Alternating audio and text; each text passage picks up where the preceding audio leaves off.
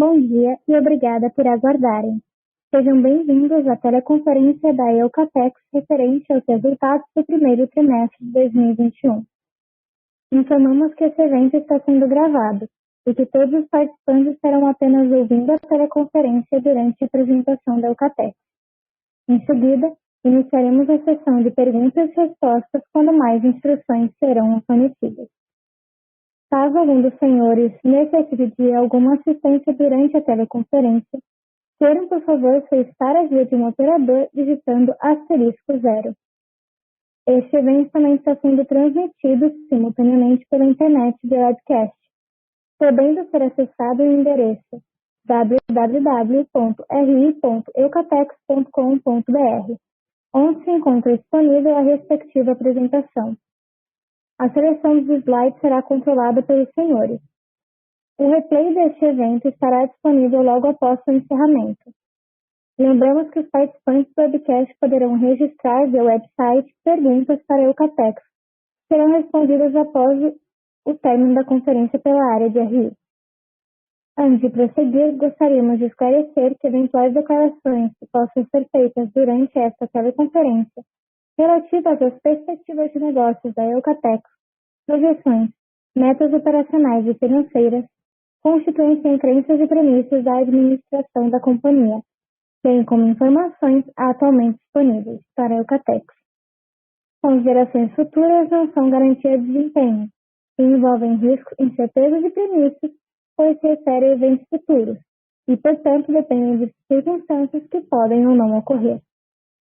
Investidores e analistas devem compreender condições gerais, condições de setor e outros fatores operacionais podem afetar os resultados futuros da Eucatex e podem conduzir a resultados que diferem materialmente daqueles expressos em tais considerações futuras. Gostaria agora de passar a palavra ao Sr. José Antônio Goulart de Carvalho, diretor vice-presidente executivo de Relações com Investidores, que iniciará a apresentação. Por favor, Sr. José Antônio, pode prosseguir. Bom dia a todos. Obrigado por estar nos acompanhando nessa manhã, onde vamos apresentar os resultados da Eucatex relativos ao primeiro trimestre de 2021. Foi mais um trimestre bastante positivo para a companhia.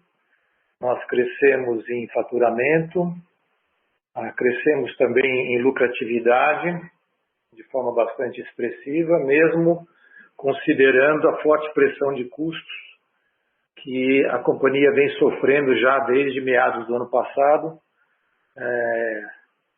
Pressão essa advinda da questão do câmbio e, ao mesmo tempo, de algum desarranjo entre oferta e demanda de insumos. A demanda para painéis, que é uma parte importante ou substancial do negócio da companhia, continua bastante robusta.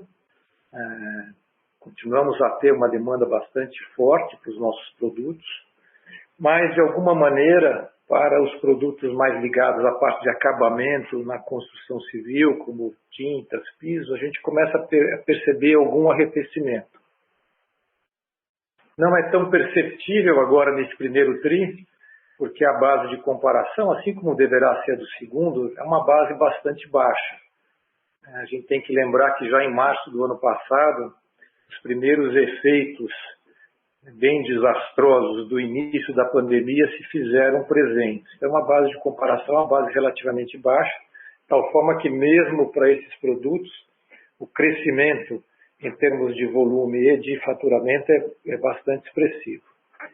Como prognóstico para o ano, acho que, de forma geral, a gente vai depender muito, como se tem dito, da questão da velocidade da vacinação, da abrangência dessa vacinação, claro, sempre considerando que, enfim, cada dia é uma surpresa, mas sempre considerando aspectos também políticos e principalmente a questão fiscal aqui no Brasil.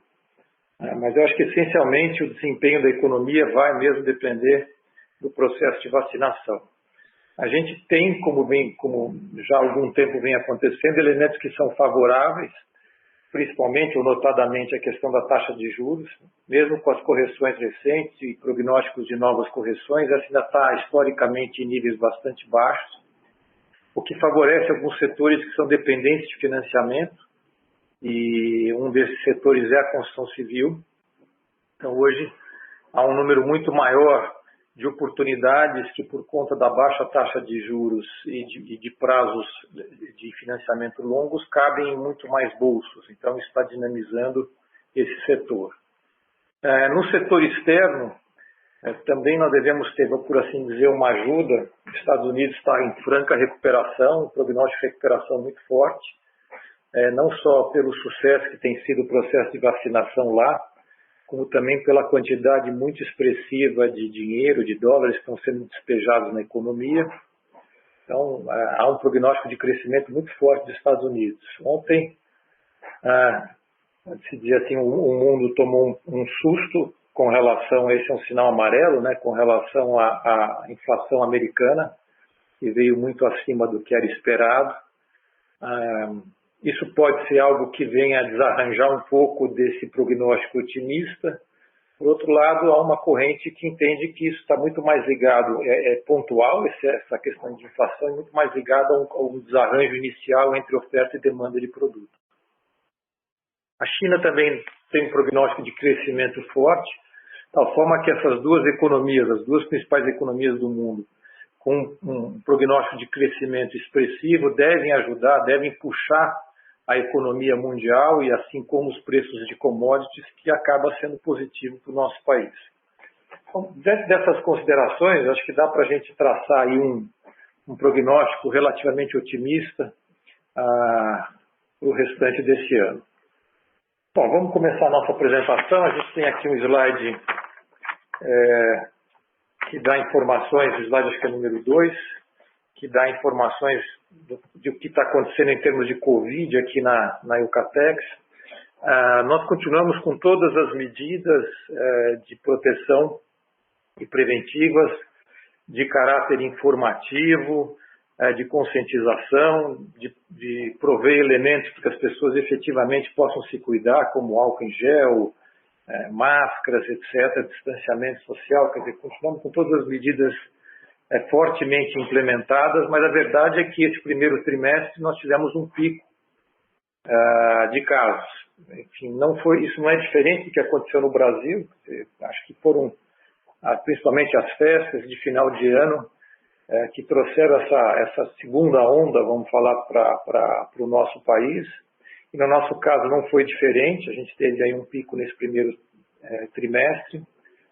Muito desses casos se concentram no interior do estado de São Paulo, onde a gente tem as nossas fábricas, notadamente na cidade de Botucatu. Nós tivemos aí muitos casos na cidade de Botucatu, onde nós temos duas importantes plantas, né, a planta de MDT e a planta de fibra.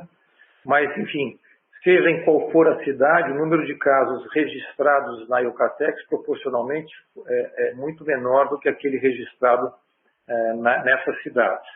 E há um fato interessante com relação a Botucatu, digamos assim, uma certa sorte da nossa parte, que Botucatu está nesse programa de vacinação maciça, dessa experiência de fazer uma imunização em massa na cidade para avaliar a questão da vacina. Então, tem um prognóstico positivo, principalmente para essa cidade de Botucatu, onde se concentrou uma grande dificuldade e um grande número de casos da empresa. Seguindo adiante, eu acho que a minha numeração está um pouco errada, porque eu não estou com alguns separados, mas acho que nós vamos para o número 4. Né? Certo, aqui. Bom, como sempre, a gente traz informações aqui, primeiro da indústria de material de construção, com esse índice da Abramat. Eu procurei aqui o do primeiro TRI do ano passado, acabei não localizando, mas localizei aqui o do primeiro semestre do ano passado. Então, de fato, foi um período bastante difícil para o setor. A Abramat aqui, no primeiro semestre de 20, estava indicando uma queda de 14%. Depois essa queda veio se suavizando até fechar, que agora sim já aparece aqui no gráfico, com os menos 0,3% para o ano de 2020. Quer dizer, houve uma franca recuperação. Nesse primeiro TRI, novamente, como a gente tem aí um ritmo diferenciado, mas principalmente uma base relativamente baixa, há um crescimento muito expressivo em relação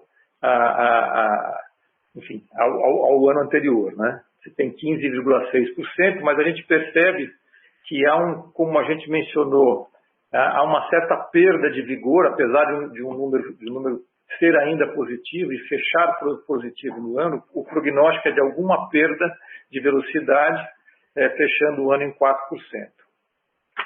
Então, agora vamos para o slide de número 5. Aqui vamos falar do setor de painéis de madeira, que é um segmento muito importante para a companhia.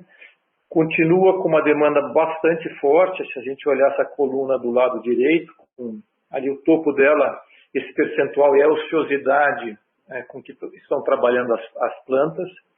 Se comparado imediatamente do lado esquerdo ao ano passado, a gente percebe aí saímos de uma ociosidade de 32%, que era mais ou menos até de certa forma histórica, e fomos para 17%, quer dizer, uma melhoria significativa de demanda. O ano passado, eu tomei nota aqui, nós estávamos com 14% de ociosidade, ainda mais baixo que esses 17%. Parte desses 17% agora é fruto de algumas paradas que foram noticiadas pelos concorrentes, paradas essas ligadas à questão de manutenção das linhas. Mas, de qualquer jeito, é um crescimento ainda muito expressivo, puxado, se a gente olhar na tabela do lado direito, puxado principalmente pelo mercado interno. E, como eu disse, o cenário para esses produtos, que já é possível vislumbrar para esse próximo trimestre, ainda é um cenário de demanda bastante robusta, tanto internamente quanto externamente.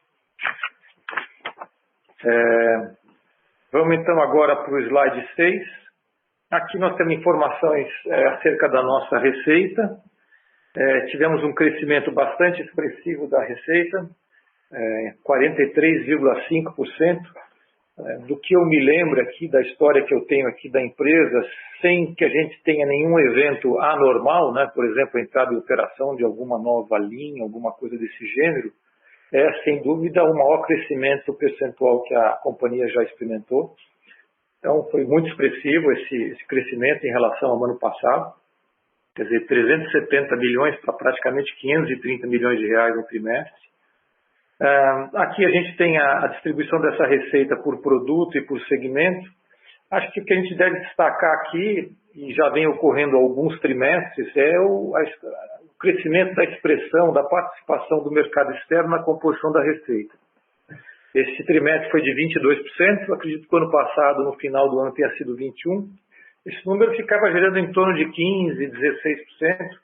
Então, realmente o mercado externo tem se mostrado muito favorável aos produtos da companhia e tem proporcionado margens muito positivas, não só vamos dizer assim, pela variação do câmbio, como também pelo tipo de produto que nós vendemos no mercado externo. São produtos finos, onde a companhia tem espessuras finas de chapas, né, onde a companhia tem uma margem bastante interessante.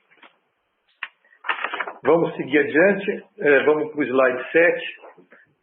Aqui nós temos o segmento de madeira, vamos analisar um pouquinho o volume e receita do segmento de madeira.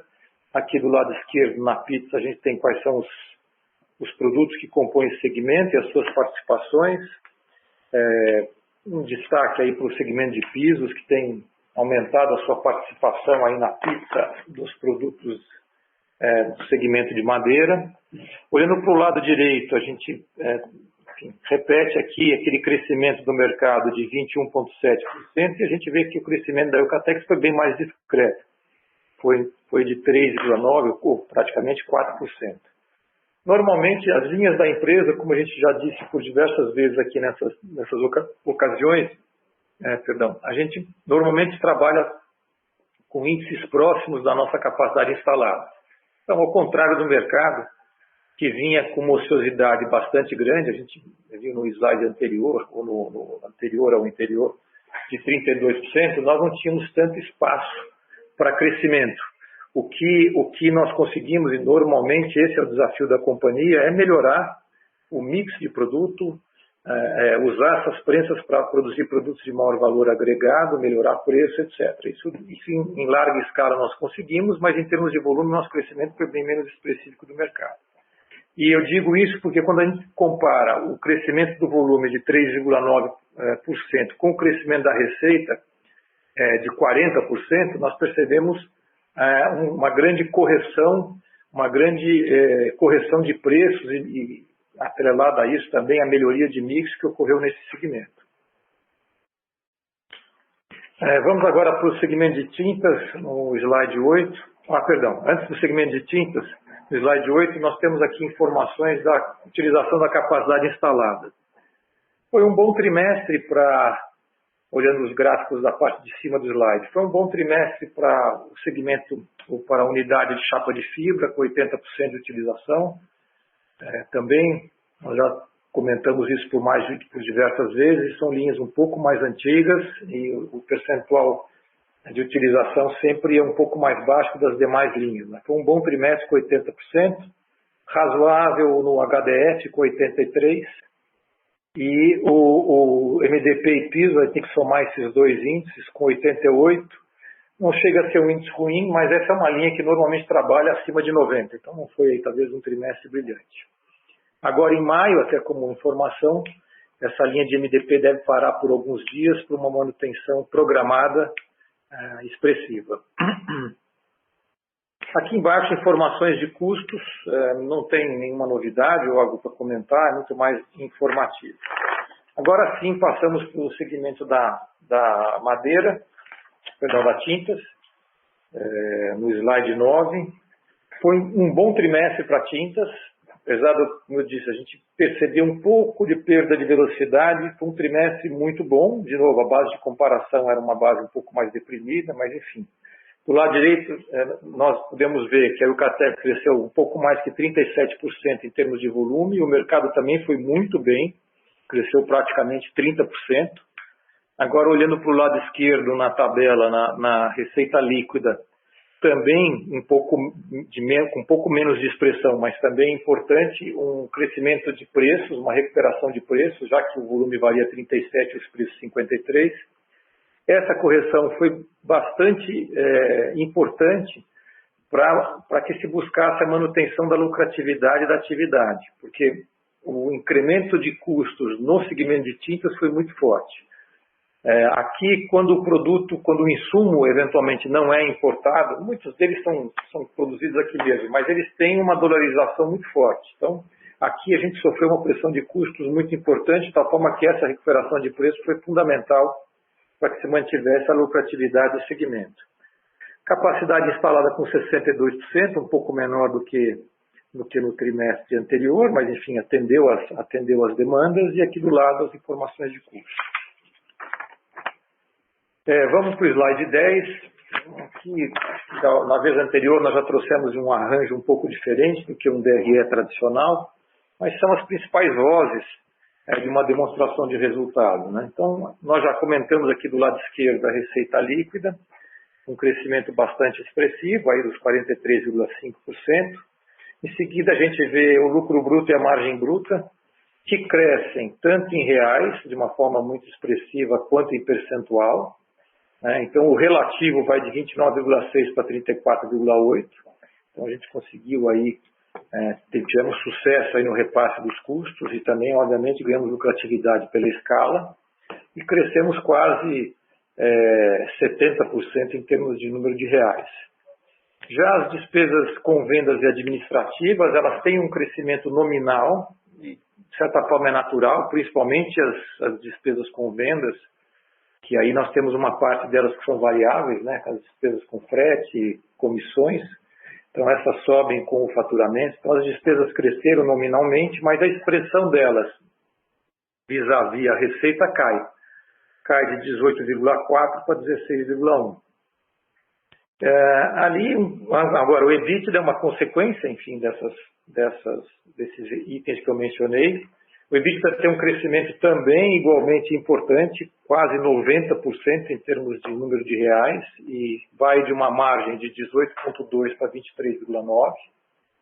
E o lucro líquido recorrente, o ano passado, enfim, até nós registramos um prejuízo, quer dizer, não houve prejuízo o ano passado na publicação, porque nós tínhamos um ganho importante aí da exclusão do ICMS na base do PIS/COFINS que nós reconhecemos.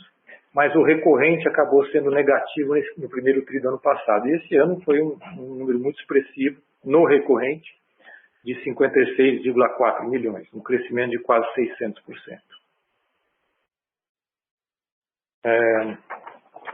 Vamos para o slide 11. Aqui o endividamento. Bom, começando aqui com uma linha no meio aqui das disponibilidades, essas se mantiveram relativamente estáveis, caiu um pouquinho, mas em torno de 75 milhões. A dívida líquida logo abaixo, ela tem um pequeno crescimento em relação ao final do ano, mas aqui eu não tenho esses dados, mas enfim, houve uma variação do câmbio bastante expressiva entre o final de 2020, que o câmbio fechou em torno de 5,20, e o final de março, que o câmbio fechou em torno de 5,70, então essa variação cambial foi muito expressiva, e como a gente pode ver no gráfico de PIX à direita, nós temos uma participação importante de moeda estrangeira, então isso teve um impacto, obviamente, na variação da dívida, mas de alguma maneira, a gente pode dizer até que em dólar, não fiz essa conta, mas com certeza em dólar essa dívida está bastante menor do que estava no final do ano passado. Importante também a gente olhar o comparativo da dívida líquida contra o EBITDA recorrente, ela já vem caindo, ela caiu de final de 19 de 1,5, foi para 1,2 e agora está em 1 para 1, né? Relação entre o endividamento e o EBITDA recorrente. Que melhora um pouquinho a posição, a relação entre curto e longo prazo, mas ela ainda é expressiva, o volume de curto prazo, mas é algo que a empresa vem trabalhando já há muitos anos e se sente bem confortável em trabalhar dessa forma. Vamos para o 12, para a parte de investimentos. Esse ano o nosso programa, o ano passado, o nosso programa foi em torno de 155 milhões, um pouquinho menos talvez. O programa desse ano é de 175, 176, é portanto maior que o programa do ano passado. Uma das principais diferenças é a questão do plantio, a gente vai ver no slide seguinte. Nós estamos com um programa de plantio bem mais expressivo do que estávamos no ano passado, justamente para poder fazer frente às demandas crescentes de madeira, já por conta da unidade que nós já mencionamos lá da Duratex. Então, essa necessidade de aumentar plantio. Há também uma inflação de custos nesses investimentos, né? Quer dizer, esses investimentos estão muito calcados em reposição florestal, em floresta e em sustentação fabril. Sustentação fabril, onde a gente tem muita peça, muita coisa importada, por exemplo, existe também uma inflação associada a esses investimentos. No trimestre do ano passado, a gente tinha feito uma intervenção maior nas linhas, logo no início do ano, então o nosso investimento tinha sido até maior do que foi nesse trimestre, mas a verdade é que no cômputo geral do ano nós não devemos fechar uns 20 milhões acima em termos de investimento que fechamos ano passado. Vamos para o slide 13, esse é o último slide da apresentação, aqui bem informativo, aqui a quantidade de fazendas da empresa, crescemos um pouco em relação, quer dizer, a gente vem num crescente em termos de volume de hectares, e aqui embaixo, como eu mencionei, um programa de plantio bem mais expressivo que em anos anteriores. Nosso programa crescendo são 7 mil hectares, e isso acaba por impactar os investimentos programados para o ano. Do lado direito não tem muita novidade, são os raios médios de abastecimento. Bom, e é isso. Quer dizer, essas eram as informações de uma maneira bastante... Perdão. Então, o slide número 14. Aqui nós anunciamos através de fato relevante. Nós decidimos aqui em reunião de conselho e posteriormente confirmado na Assembleia a distribuição dos dividendos que estavam retidos desde 2014 por questões legais. Então nós estamos distribuindo os dividendos de 14 até 2019. Nós devemos fazer, ou vamos fazer isso com toda certeza dentro deste ano, até o final do ano, de uma maneira cronológica, já que você tem dividendos desde 14, 15, 16, 17, 18 e 19, e estamos programando isso para início a partir de outubro. Do lado direito, acho que fizemos esse anúncio na segunda ou terça-feira, nós precisamos dar um pouco mais de precisão para a quantidade de reais por ação, mas sem muita novidade, e anunciamos a data a data do ex desses dividendos. Então, agora sim, a gente conclui a apresentação e fica à disposição para possíveis perguntas. Obrigada. Iniciaremos agora a sessão de perguntas e respostas. Caso tenha alguma pergunta, pressione *1 no seu telefone. Se a qualquer momento sua pergunta for respondida, aperte sustenido para se retirar da fila. As perguntas serão respondidas à medida em que forem recebidas. Solicitamos a gentileza de tirarem o fone do gancho ao efetuarem a pergunta. Dessa forma, uma ótima qualidade de som será oferecida. Por favor, aguarde enquanto coletamos as perguntas. Lembrando que para fazer perguntas, basta digitar *1. Pedro Zanioli, do Condor Insight, gostaria de fazer uma pergunta. Bom dia, gente. Obrigado pela pergunta. Com o primeiro trimestre de vocês foi muito bom, né? E até agora, com metade do segundo trimestre já em andamento, como que vocês têm visto o mercado? Muda de alguma forma a visão de vocês nas tendências para o ano? E a segunda vocês estão vendo algum impacto da alta de preço da madeira nos Estados Unidos? Obrigado. Mencionei, né? É difícil a gente fazer um prognóstico. Acho que a grande... Porque é uma verdade, o nosso setor, ele foi, se é que pode usar esse termo, beneficiado pela questão desses novos hábitos que foram criados na pandemia. Essa questão do home office, esse olhar para a residência, esses gastos menores em viagens, restaurantes e roupas que acabaram por se canalizar ou se direcionar para reformas e para a parte dos produtos que a empresa vende. Além do que eu mencionei da questão dos juros, que também dinamizou o setor de construção civil. Mas a verdade é que existem muitos segmentos, e segmentos bem importantes, que são extremamente desorganizados, que não podem ser... que a gente não pode esquecer, por assim dizer, da importância que esses segmentos têm para a economia. Então, é difícil fazer um prognóstico. Para mim, de fato, esse ano, é claro, a gente já está na metade do segundo tri, mas assim, de uma forma geral, olhando para o ano, para mim é a questão da vacinação. Eu acho que na medida em que a gente tem sucesso no programa de vacinação e a gente possa caminhar para uma situação de normalidade, principalmente para o setor de serviços, acho que em grande instância é daí que a gente depende para que a economia caminhe aqui no Brasil. Por outro lado, no setor externo, e você mencionou os Estados Unidos, realmente a demanda pelos produtos de madeira está muito forte. Agora não vou lembrar a estatística, outro dia me passaram quanto é que você dispendia ou quantas casas você faria uma determinada quantidade de dólares que aplicados eles usam muita madeira lá para construir. E se percebia um aumento significativo do preço dos produtos ligados à madeira. Então, a demanda externa está forte e os preços estão bastante positivos. Então, acho que do fronte externo a gente vai ter aí, me parece, um céu de brigadeiro. Internamente, eu acho que tem algumas dúvidas grandes e estão muitas delas atreladas à vacina. Obrigado. Tá certo, obrigado. Lembrando que para fazer perguntas, basta digitar *1. Pedro Juniori, do Condor Insider, gostaria de fazer uma pergunta. Bom, acho que aproveitando aqui, só para pegar o gancho, queria fazer mais uma pergunta sobre a madeira. Se vocês acham que esse salto no preço da madeira pode se refletir aqui no Brasil em algum momento e se isso abriria algum espaço para vocês monetizarem ativos das florestas que vocês têm no balanço. Dá para realizar alguma venda ou alguma operação financeira com elas? E também, por fim, sobre a dívida, vocês estão conseguindo ver um espaço maior agora com resultado bom para a rolagem de dívida e prazo e taxa melhor? Obrigado.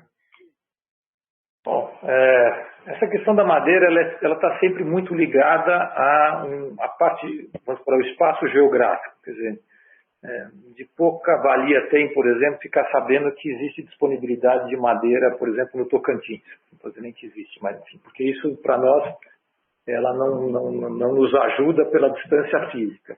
Então, aquilo que a gente olha como universo para a madeira é o Estado de São Paulo. Estamos num momento aí de demanda no Estado de São Paulo, os preços da madeira têm se mostrado pressionados. Por outro lado, a companhia ela tem aí, hoje não tem a autossuficiência em termos de madeira. A gente precisa comprar madeira no mercado, não é um percentual muito expressivo, mas a gente precisa comprar. Então, portanto, está fora de cogitação, está realizando ou está vendendo qualquer ativo florestal nosso, porque, enfim, nós estamos na outra ponta, apesar de pouco relevante, mas estamos na outra ponta, na ponta de compra. Com relação ao endividamento, eu acredito que sim, acho que as condições estão ficando cada vez melhores para que a gente consiga um alongamento mais expressivo da dívida em boas condições. Mas, como eu sempre menciono, a companhia já tem parceiros financeiros muito tradicionais, nós temos uma massa de contas a receber muito relevante, em torno de 350 a 400 milhões de reais. É um contas a receber que performa muito bem, muito conhecido dos nossos parceiros. Então, da forma que a gestão da dívida, do jeito que está, ela está confortável, mas, obviamente, se a gente puder alongar, é positivo. Está ótimo, obrigado.